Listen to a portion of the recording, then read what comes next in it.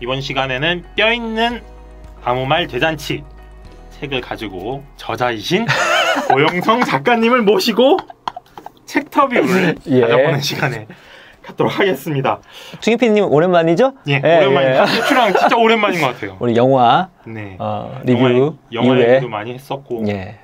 오늘 처음 다루게 될 이야기가 고통은 오로지 자신의 몫이다 라는 이야기인데 저는 이 챕터 보면서 이렇게 부제를 붙이고 싶더라고요. 어떤 부제? 고통의 심리학. 고통의 심리학. 이 챕터를 보시면은 정말 고통에 대해서 우리가 어떻게 받아들여야 되고 또 그걸 어떻게 해석해야 되고 어떻게 극복해야 되는지가 다 들어있더라고요. 제 인생에 되게 중요한 주제이기도 하고 기본적으로 인생은 고통이라고 생각하고 있으니까 그렇기 때문에 이제 우리가 행복이 있는 거지만 이제 제 고통에 대해서 깊게 생각한 계기가 무엇이었냐면 책에도 나와 있다시피 저희 어머니가 저에게 했던 말씀이 있습니다. 저희 어머니는 저에게 이렇게 막 훈계 있는 말씀을 하시거나 이렇게 무게 있는 말씀을 하시거나 이런 것들을 거의 해주신 적이 없어요. 근데 어느 날 되게 뜬금포로 저를 딱 부르시더니 영성아, 고통은 오로지 자신의 몫이란다. 이 얘기를 딱 해주시고 본인 일을 하러 가신 거예요. 그래서 아니 이게 무슨 맥락이 나와서 뭐 된 것도 아니고 갑자기 그 얘기를 던져가지고 좀 생뚱맞는데 저희 어머니가 그런 말씀을 잘 안 하시기 때문에 뭔가 의미가 있다 생각이 들었었어요. 처음에는 별로 기분이 좋진 않았습니다. 왜냐면 제가 그 유명한 그 호르몬의 외아들이에요. 그래서 어렸을 때 제 별명이 용알이었거든요. 어머니 용띠인데 용은 알을 낳는데요. 그래서 용알 하면서 뭔가 이렇게 어머니와 저의 일치감이 되게 심했던 시기가 어린 시절인데 그렇기 때문에 나의 고통은 엄마의 고통이자 엄마의 고통은 나의 고통. 그렇죠. 이렇게 더 끈끈하면 그렇게 생각을 했는데 어머니의 말씀을 이렇게 고시고 보면 뭔가 어머니와 저와 단절된 느낌이 나는 거예요. 그렇죠. 약간 성긋는 느낌이 드네요.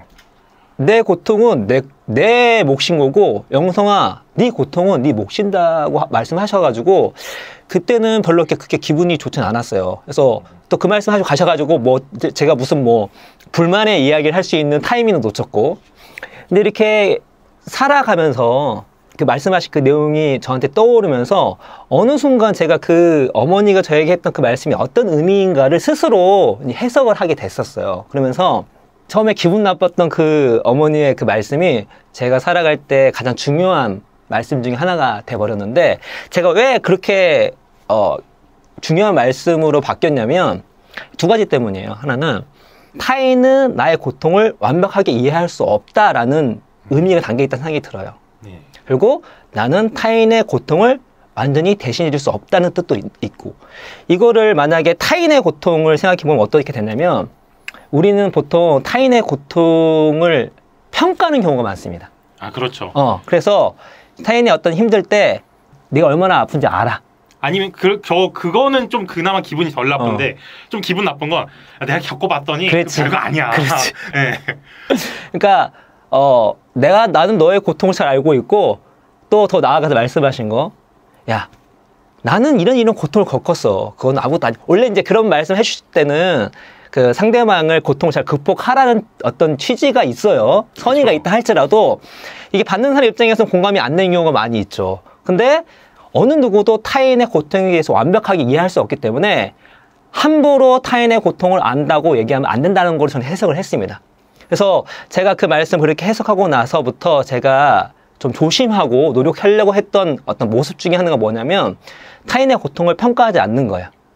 중요야, 얼마나 힘든지 잘 알아. 다 알아. 그 얘기나 혹은 야 그거 아무것도 아니야. 야 나는 이렇게 했는데 그게 뭐야. 정신 차려. 아니면 잘 극복할 수 있어.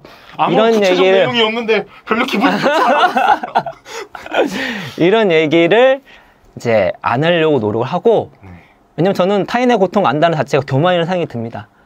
그리고 모든 사람은 그 사람의 삶의 맥락을 모르기 때문에 제대로 이해할 수가 없어요.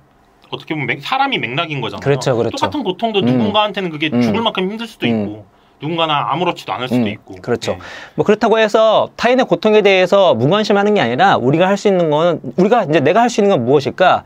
그거를 공감하려고 노력을 하는 거고, 왜냐면 완벽하게 알 수는 없지만 겸손하게 이 사람이 왜 아플까에 대해서 왜 고통스러울 거에 대해서 알아보려고 노력을 하고 같이 묵묵하게 함께 있어주고 도와주고 이런 식으로 타인의 고통으로 접근하면 좋겠다라는 생각이 들었는데 그렇게 생각하게 된 계기가 바로 어머니의 말씀을 살아가면서 고심해 보면서 들었고 저는 요거 관련해서 타인이 아니고 저 자신 안에서도 이런 실수를 하더라고요. 이게 무슨 말이냐면 저희가 이제 제가 공대를 나왔잖아요.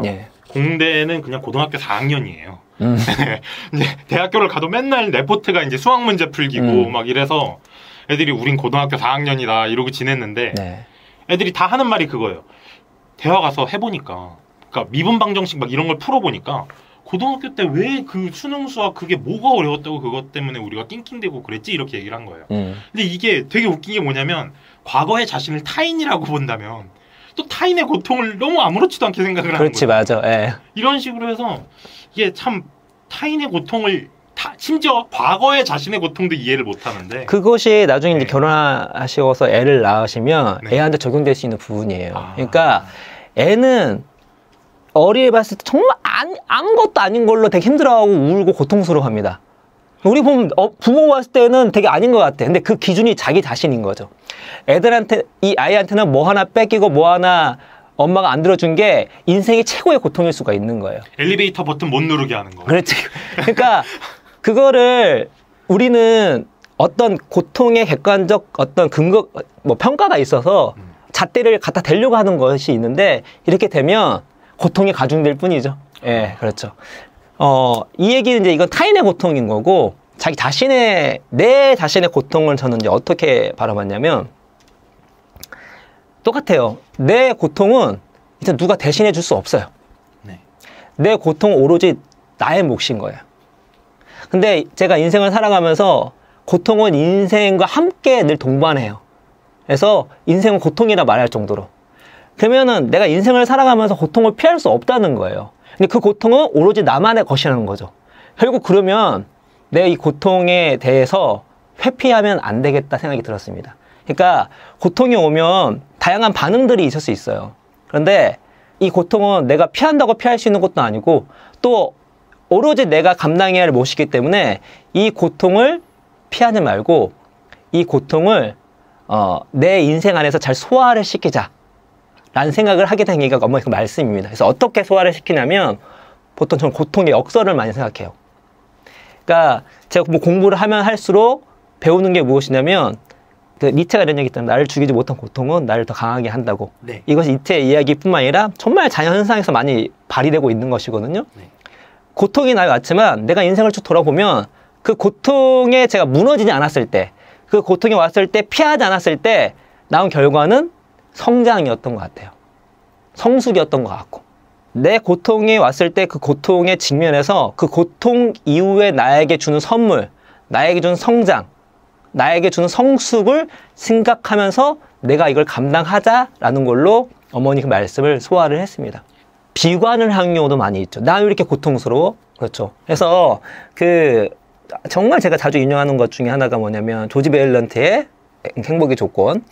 행복의 조건 7가지가 있는데 최고가 1번인데 1번이 무엇이냐면 80년 넘게 사람들 연구를 해봤더니 사람들의 행복은 고통의 경중이 아니라 그 고통을 어떻게 바라보는가에 따라 달라진다 라는 걸로 나왔거든요. 그리고 7가지 중에 그 첫 번째가 가장 중요하다.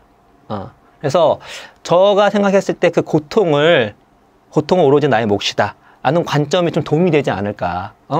나의 몫이기 때문에 결국 내가 극복을 해야 되는 거고 극복하기 위해서 고통 이후에 오는 성장, 성숙 이런 것들에 대해서 내가 좀 그런 관점을 갖게 된다면 고통에 지는 게 아니라 고통에서 도망가는 게 아니라 고통을 통해서 큰 선물을 받을 수 있고 그 선물은 조지 베일런트가 얘기했던 것처럼 내 인생의 행복이 되지 않을까라는 생각이 듭니다.